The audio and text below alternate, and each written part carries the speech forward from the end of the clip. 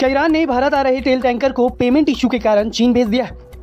Iran से भारत आ रहे तेल टैंकर को लेकर एक बड़ा विवाद खड़ा हो गया, जहां यह दावा किया जाने लगा कि भुगतान में दिक्कतों के चलते ईरान से भारत के लिए निकले टैंकर को भारत की बजाय चीन भेज दिया गया।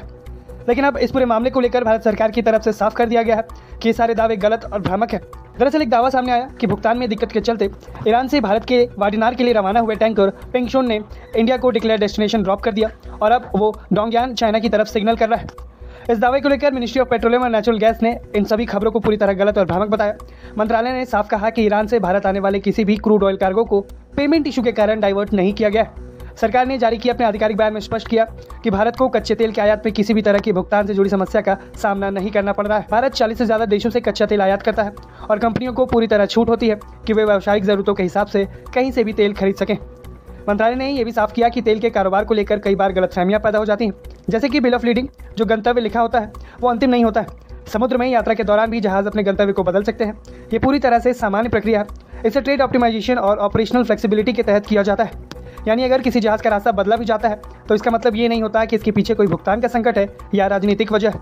यानी कि इस जहाज के अपने गंतव्य बदलने के पीछे किसी भी तरह की भुगतान की दिक्कत का कोई कारण नहीं है।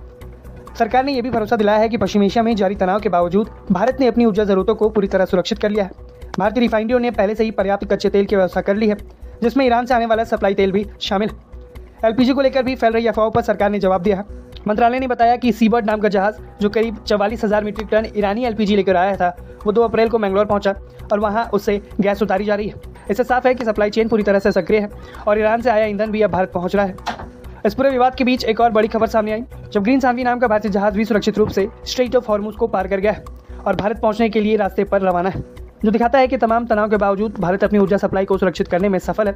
दरअसल ये विवाद तब शुरू हुआ था जब कुछ मीडिया रिपोर्ट्स में दावा किया गया कि ये जहाज गुजरात के वाडिनार बंदरगाह की ओर आ रहा था, लेकिन भुगतान में दिक्कतों के चलते रास्ते में ही चीन की ओर मोड़ दिया गया।